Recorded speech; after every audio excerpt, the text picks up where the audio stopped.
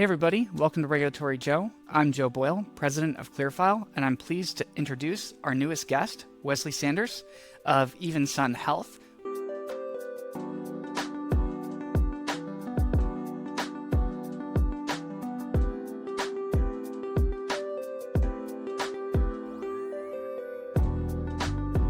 Wesley, we know you wear many hats at Evensun, including being a CFO, a consultant, and a risk adjustment expert.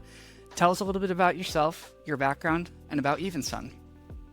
Yeah, hey Joe, thanks for having me. So I founded Evensun about 3 years ago after spending some time as the CFO of a regional health plan, and founded this starting out as a consulting firm, but then found that there was a big gap in firms that were serving health plans and other stakeholders in the ACA market in particular. And so we started developing products and services focused on ACA plans, because what we found was there were a lot of vendors out there who served the ACA market and also ran compared to their Medicare Advantage or commercial strategy. And so we decided to really focus on the specific and idiosyncratic needs of the ACA market. We again mostly work with health plans, primarily provider-sponsored plans. We've also worked with some of the publicly traded plans and Blues and such, trying to help them think about their strategy in the ACA market, and then offer some various products and services around that area. And yeah, it's been a busy couple of months. My phone has been ringing really stop over the last couple of months, and especially this last month in light of a lot of publicly traded firms withdrawing their earnings guidance, some of the the changes in finalization in the big beautiful bill, the regulatory changes that continue to come down the pike. Well said, and so this will be a very relevant episode too, and thank you for sharing some background more about yourself and what you're doing to blaze the path for these issuers. So for the purpose of today's topic, blending together enrollment, re-enrollment strategies for the ACA for plan year 2026 with the layered one big beautiful bill that was just dropped, very recently. Now more than ever, we need more strategic advice and leaning into the individual market to understand what does this mean for not just issuers, but for members and that experience. So following the work that you've been doing in the industry, it's very clear that there are a couple big drivers, especially what our team's looking at. First, starting with the elimination of APTCs and financial subsidies and financial assistance for members, impacting huge pockets of ACA membership across the nation. So life will be very different, and even trying to think about what does this mean for the sustainability of health plans? Can we even sustain membership in the individual market? Will we see carriers go more towards the off-exchange market or different alternative products such as ICHRA? Would love to just hear your thoughts on how you're preparing your clients, your issuers, and maybe give some sound advice on what folks should be looking out for, and then what you think will happen. Yeah, so I think back to my time as a CFO and finance executive at Health Plan in 2017, 2018, when honestly a lot of the same kind of existential questions were being faced by carriers in the individual market. And, there you have is this going to be repealed, or what's going to change? We had Trump, change in October of 2017. I remember when CSR funding got pulled and everybody had to react to that. At the same time, you had lots of carriers exiting the market. It was a very unstable time. But for the carriers who stuck around, 2018 actually was one of the most profitable years on a per member basis for the individual market. And so I certainly do think it is going to be a smaller market next year. That is unquestionable, I think. And I think carriers, honestly, the last couple of years, they've been able to use what I've just called the field of dreams strategy, where if you put a plan out there, there's so much money, there's so much federal subsidy flowing into there that you will get enrollment. And in general, and plans were, fairly successful financially from that. But I think the challenge was, and I think this is a challenge for members in particular, and some of my critiques during the Biden administration that I shared were around the way that they set up the regulatory framework was, enrollment was the goal. And so removing any kind of barriers to enrollment, and I think particularly the 150% FPL perpetual SEP which in non-Medicaid expansion markets, that's half your population can enroll at any time and disenroll at any time.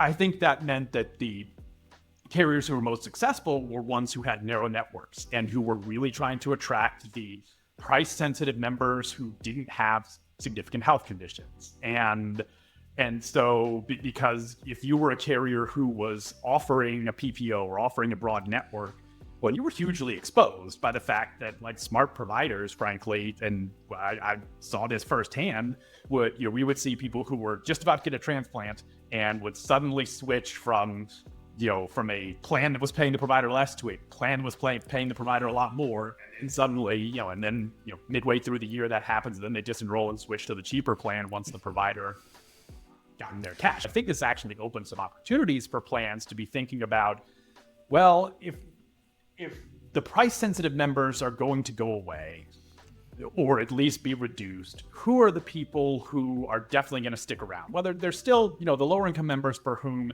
as long as CSR remains defunded, there's still a very high value proposition because of the nature of price-linked subsidies that are there's still going to be a decent amount of price-sensitive consumers. But then there's also going to be the consumers who really access healthcare, for whom, these programs are really important. And I think health plans can figure out, well, what are those members that we can serve well and also be financially sustainable on? And that's where our risk adjustment strategy really comes into play. And that's where I spend a lot of times talking with my issuer clients on is, well, you've got to look at member level profitability. And so I think the strategy becomes a little more complicated because it's not just stick a plan out there and because there's so many people out there, you'll get enough enrollment. It's like, okay, well, now you have to think about, well, who am I actually trying to attract? Because that's going to look very different. And then I think the other thing is around the renewal strategy. Because the passive, last for 25, there's almost 60% of members either passively renewed or renewed at least to the same plan that they were on prior years. And that was a huge increase from earlier years. And I think that's part of what may be driving some of the unusual enrollment experience that some of the public carriers have flagged. And so going into 26, that kind of gets supercharged because even people who, somebody who passively renews, well, if you don't do something to make sure that they want to stay on your plan and they have to take some action, pay a premium or do something, you're going to lose them. And so I think it really becomes important for plans to be thinking about, well, how are we communicating with our members? If it's a member we haven't heard from in 3 years, well, we might be nervous that member may not even be real, that or that they may not be aware that they're enrolled, in which case you've got, a pretty big risk that if once they do figure it out, potentially they could, have their coverage. They could go to CMS and say, hey, this was not me, and the carrier suddenly has to give back 2 or 3 years worth of premiums. But even for the people who are lightly engaged, it's like, okay, well, like, why would they want to stick? Like, is there a value prop? And I think for a lot of plans, this $5 premium rule is going to be a thing like, okay, $5. It's usually, that is I don't want to downplay the financial barrier that is in place for some people, but a lot of times it's an administrative barrier. What are the places in your markets that people pay their bills? I think this is one of the areas that plans really do have to pay attention to their local markets and figure out what are the stores that we need to get into to make payments easy. And I think that's going to be, there's both the strategic side of who do we want to attract, but then of the people that we have, how do we make sure that they know what they need to do and make it as easy as possible for them to take care of that? Wow. I mean, you hit on so many valuable notes, Wesley. And so, I mean, the big message here alongside healthcare literacy is, I mean, you've just walked us through a 9 to 10 year timeline. You took us from 2017 all the way through 2026, through the highest profitability years of issuers, now down to, who knows what's going to happen this year. The common theme, though, I mean, from a risk adjustment perspective, is profitability of members. Now, I think what you mentioned is so valuable because there's a lot of pessimistic, I guess you could say, perception about the one big beautiful bill and what it means for healthcare and the members. But what you just did is you highlighted the optimism and what there could be opportunity for both payers and for the member. But to your point, there's a lot of work to do, right? It's It's August. So how many more months until enrollment? When you talk about August, September, October, November, 4 months to go. Even with a shortened enrollment period this year, first year in the history of the ACA, members will have less time to enroll. Like you said, passive or active enrollment. And even my team, when we're actually doing our plan ID crosswalks by HIOS ID, like you mentioned, we can do a one-to-one renewal, or some issuers will map to like plans that are not the same actual health coverage that they received last year. So if they go to their PCP, their copay may be different. They may not be aware of that, right? So even down to CMS and certain state-based exchanges allowing rate changes all the way up until September, we're seeing before those rates get codified and approved. And even divisions of insurance are lining insurers up outside of the courtroom for rate hearings to making sure, hey, your rates are actually too low. I think honestly really important because I don't envy regulators who, whether they're appointed or elected, fundamentally it's a political role, and nobody runs on the platform of I'm going to make sure insurers raise their rates enough to to cover their costs. But that's just as important. The actuarial term is the rates are neither excessive nor deficient. We saw what happened with Friday and Bright when their rates were deficient, and frankly, like anybody who saw their rate filings initially could have spotted that they were deficient and they were trying to buy business. But it's a thing where regulators don't have a strong incentive to say something about that. But I think they're now more aware of the risk of, I've talked about with carriers of the big risk of the winner's curse, which is an auction theory concept and I always do a little demonstration when I'm either when I'm on a webinar. I also teach philosophy part-time. We'll sometimes talk about game theory. But what I do is I get a mason jar full of coins that I've counted up, and I say, everybody bid on this. The highest bidder wins the jar of coins, and it's usually worth around between $20 and $30. And inevitably, there's somebody who bids way above that. So it's like, okay, you've bid $100, so pay me $100, and I'll give you this jar that has $22 worth of coins. And I think the winner's curse risk is a big one for carriers, where if their morbidity assumption going into 26 is way below everyone else's in the market, well, they're going to get all the membership, but it is not going to be priced appropriately. And they will either, and this is where regulators, I think, now recognizing that is a market-wide risk because of the risk adjustment problem that we saw with Bright and Friday defaulting on the risk adjustment payments. And I'm still sore that Bright got away with it, that they basically managed to bankrupt their subsidiaries, and their parent company was able to go private without having to pay off its obligations to the other issuers. I think regulators are aware that that's a big problem. And so I think carriers certainly need to be thinking about, to the extent that some states release more data than others, they need to think about what their relative positioning is, because that's really going to drive what their strategy is for renewal and retention. When you mentioned SURF too, issuers may not even have the resources or the organization staff on hand to actually complete this research and put a strategy in place.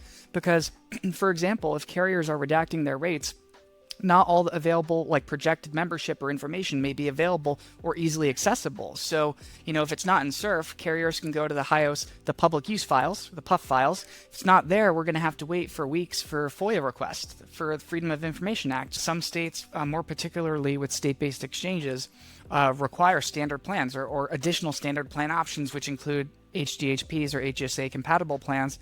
And even our team is in the midst of significant rework right now with issuers who are updating not just their plan designs, but it cascades down to not dozens, hundreds of plan documents when you have to update evidences of coverage, EOCs, summary of benefits, SBCs, SOBs, all the policy riders, dental, vision, and so on, just to simply remove the designation or add the designation HSA. So now, health plan literacy. So are you seeing plans making the extra effort to communicate this and to say, hey, how is this going to work? Actually post enrollment.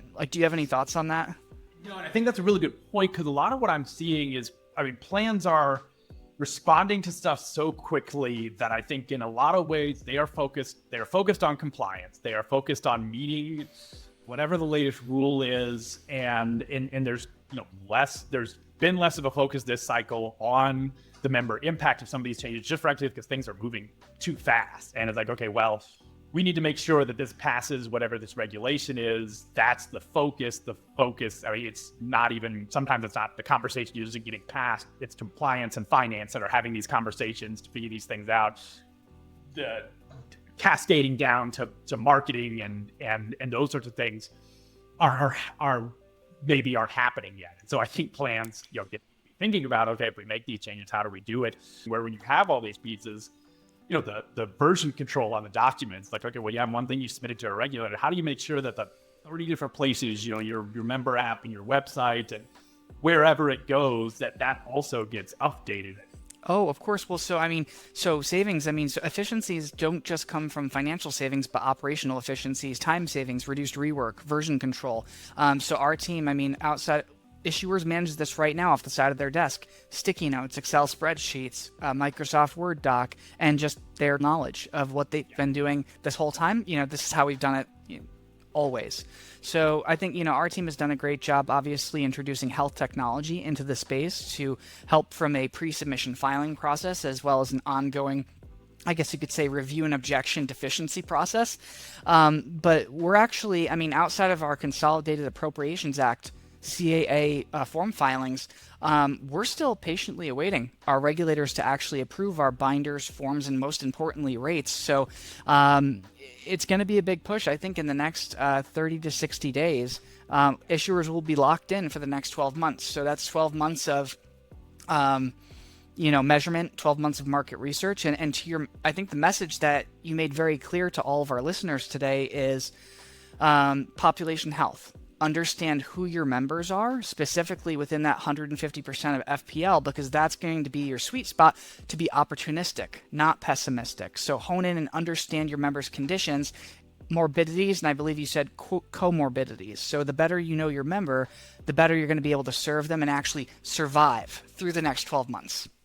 Yeah, because one of the reasons why I love doing risk adjustment work in particular is that risk adjustment done well is just like all the incentives are aligned for every party. You want your member, like if you manage a condition well, you are profitable and that member retreats, you want to keep them. So you want to serve their needs well. You want to control costs that are associated with it. But again, the longer they stay on your plan, as a general rule, renewing members are more profitable than new members, and the longer members is on a plan or is with an issuer, I should say, the more profitable they tend to be. And so if a carrier is executing their strategy well, it's not just going to be code fishing expeditions. That's sort of the lowest common denominator of risk adjustment stuff.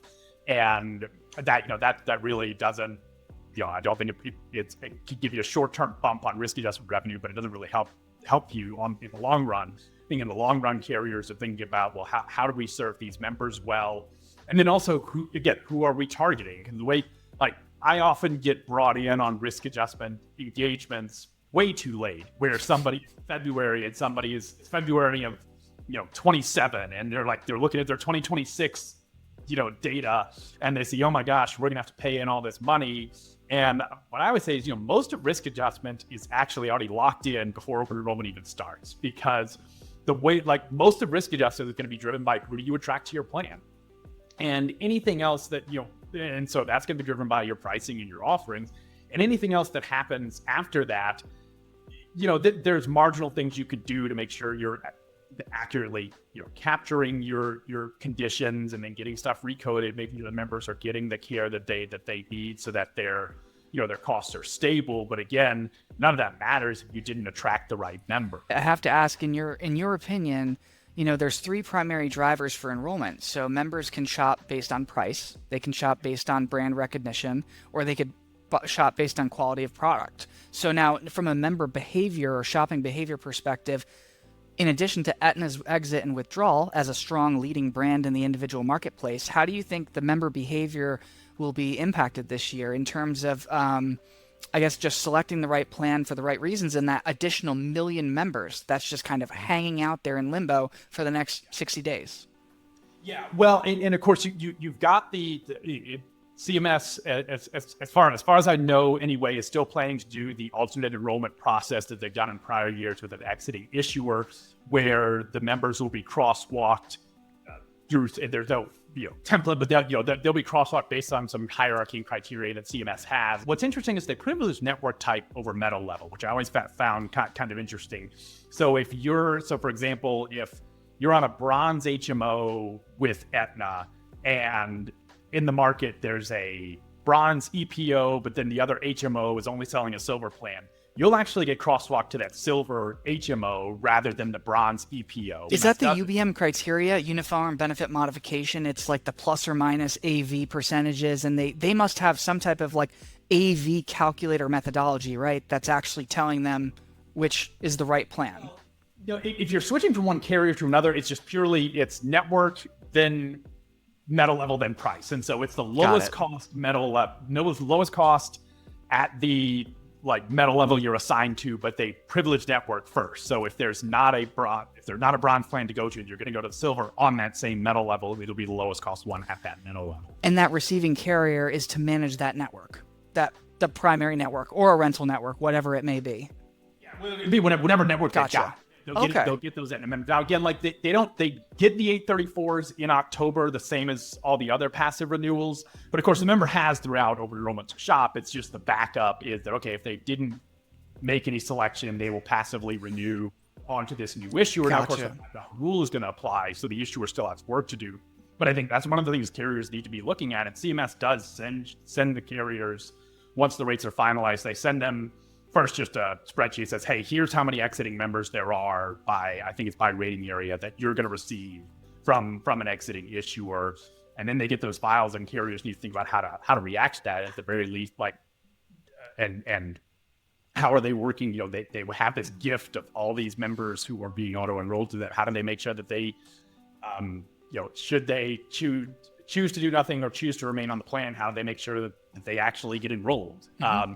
And especially if it's a carrier who's not who's not a known brand, they may have a really specific communication strategy with these members. Because I've worked with some of the smaller regional plans that maybe people don't know, especially in the individual market. And when some of these exits happened in the prior years, well, now members are getting invoices and letters from a company they've never heard of, and they kind of assume it's a scam. And so it's like, well, make sure if you've got some of these members, the first communication from you probably shouldn't be an invoice. You should make sure that there's something explaining what's going on. But then the other thing, I tend to think that, price is usually the first driver. I think that honestly, the biggest proxy for quality is usually around network. I think that's the thing that is most easily salient to people that they understand.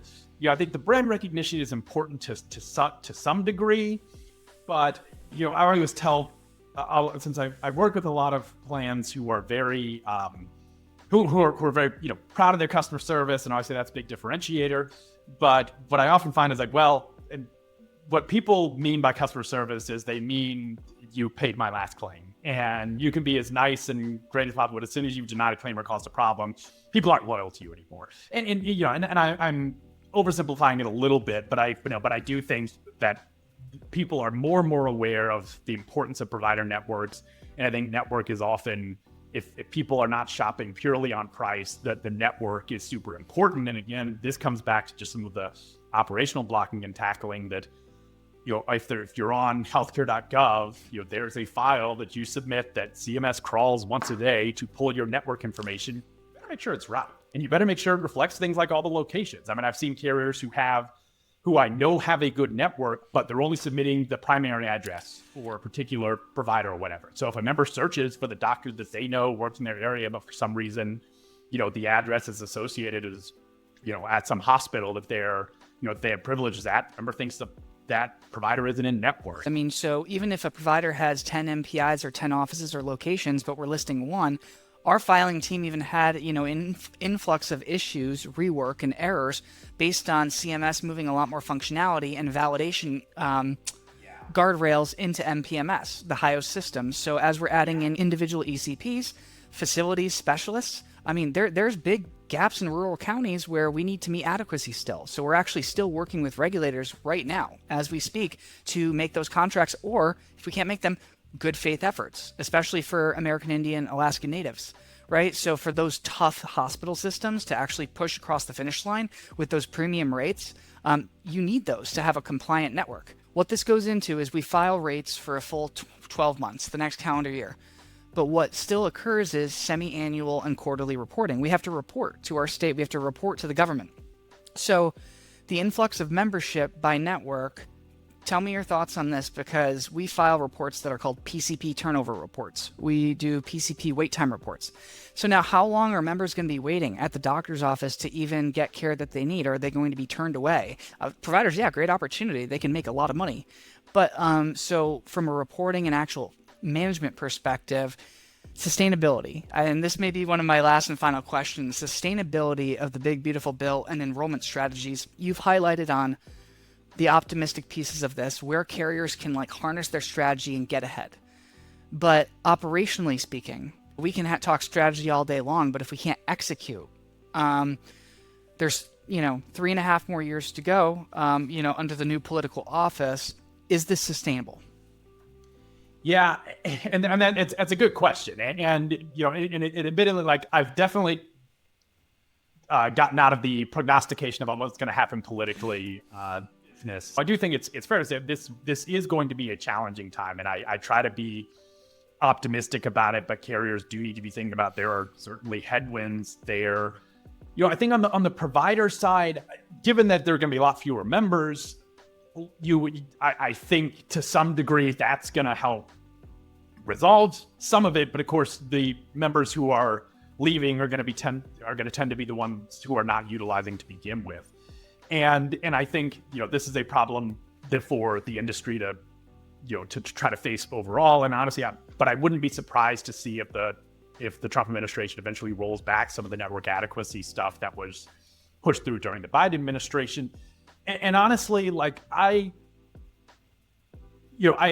think network adequacy is important, but I think the challenge is that I think network adequacy is honestly sort of the same thing as Potter Stewart said about what is obscenity. You know it when you see it, and I think it's easy for carriers to create networks that meet adequacy on paper, but that anybody who interacts with the healthcare system, who the good physicians and good facilities are. You can meet time and distance and all this stuff, but still have a network that is not really meeting the needs of people who have particular conditions. And so, my hope is that CMS starts to hear some of the, start to listen to some of the critiques that I've shared around how they're managing risk adjustment that create disincentives for broad networks. Because I think that's actually the problem, is that as long as there are economic disincentives to offering broad networks, carriers will figure out how to manage their network in a way that does not attract the risk that they want. And so, I think honestly for carriers, the bigger risk I see right now is around the No Surprises Act and IDR, and just how much that is not favoring how much the IDR cases are overwhelmingly favoring the providers. And I think a lot of providers are soon going to figure out why would I be in somebody's network? Because I can get paid a hell of a lot more going out of it. There's a tough incentive in a MLR regulated market where it's okay, well, as long as every carrier accepts some egregious rates from a provider who figures out that they're a must-have in order to meet network adequacy, well, carriers don't really care. As long as everybody is getting charged the same thing, what do I care if I'm now paying 300% of Medicare if everybody else is for the same need of the service? And I think that's going to be a thing that regulators are going to have to figure out. How do we solve some of that problem for providers who that favors? On the flip side, well, you also need, we criminally underpay PCPs, which is an area that need a lot more PCPs. And until PCPs, are compensated as they should be, we're going to continue to have those challenges there. And I think as CMS tries to push some of this network adequacy stuff and realizing, in a state I live in Georgia where there are 159 counties, and sometimes there'll be things well, you don't have any OBGYNs in this county. It's like, well, there are 900 people who live in that county, and none of them, not one of those 900 people is an OBGYN. There you I don't go. know what to tell you. And again, like some of these frameworks that are just dealing with things like county is not a meaningful, like it's certainly on a nationwide basis. You shouldn't measure anything by counties because counties are so very different. I think so the other message here too is, so in addition to harnessing a strategy quickly and planning for the future, so knowing who your members are and what their conditions are, advocacy. So you've said numerous times throughout our interview, connect with your state, work with your regulators, because they will have a significant weight in what will happen in the future. So forging those relationships, even like you mentioned, the state of Georgia, converting to a state-based exchange or considering that possibility. Other states such as Michigan doing the same.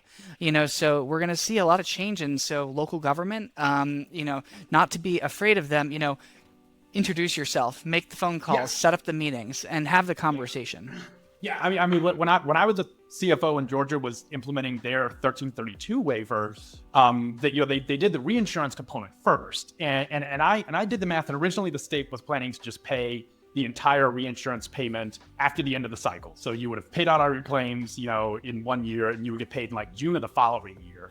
And I just kind of did the math and said, like, okay, well, that's going to be a problem for cash flow, because now carriers going to lose basically 25% of their premium revenue, and it's going to hit even harder the way Georgia structured theirs was in rural counties. The 1332 waiver paid an even higher amount, and so in rural counties, like premiums are going down by 30-40%. Okay, we're losing 30-40% of our revenue, but not going to see any payment from it for potentially 18-21 months afterwards.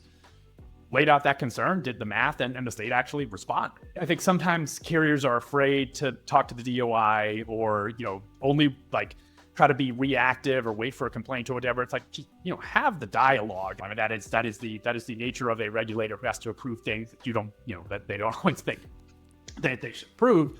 And there's the reality of that. But if you're a partner for like, hey, we want the market to work, I think that certainly is a thing that carriers need to be doing. And then I guess the last thing I would say is carriers also need to be, that they do have to constantly reevaluate their strategy. Sometimes there is a market that they shouldn't play in, and that's okay. Not everybody can be good at everything. And sometimes I think you have to make that determination. If you don't have things like, particularly on the contracting side, their contracts do tend to be cheaper in the individual market. And if you were a carrier who hasn't been able to pull off getting contracts that are comparable to what your competition is, I mean, now with all the transparency data that's out there, I won't say easy, but it's easier to figure out what your baseline is. And if you can't get there, like nothing can fix a pricing dislocation. You are paying 30% more to providers than your competitor. If you can't fix that, you probably can't play in this market. But I think some of that comes back to, having conversations with your providers and making sure they understand what the alternatives are. When I would have these conversations with providers, and we're talking about, hey, we need a rate reduction, often the way they would perceive it is like, well, you just want to take, the alternative is, I have two options: either keep all this money that you're giving me, or let you give me less. And helping them understand, well, no, the alternative is I leave. And now you're left with whoever that is that you are receiving less money from. And now all of my members will now go to them. And so you actually, the counterfactual to this negotiation is not the status quo where I keep losing money and keep paying more than what everybody else in the same market is. The counterfactual is I have to leave. And carriers have to be willing to be a credible threat with that too. Just, from a game theory perspective, if always say, oh, well, this money, but then you're never willing to leave, well, people will figure out that you don't need it. So I think that's the other thing, is carriers have to be having these conversations with providers. I know providers are becoming more the individual market has grown, and providers are aware that it is more important than it was. And even if it shrinks, it's still going to be decent size. And again, I think most of the shrinking is going to come from members who are not huge utilizers of those providers anyway. So carriers need to recognize that they only have so much control over their rates. If they it's all a function of your costs. And if you can't do anything about your costs, you may need to exit. And I think, that's never a fun thing to do, to leave a market. But I think, it's always, well, the alternative is we leave in a spectacular way.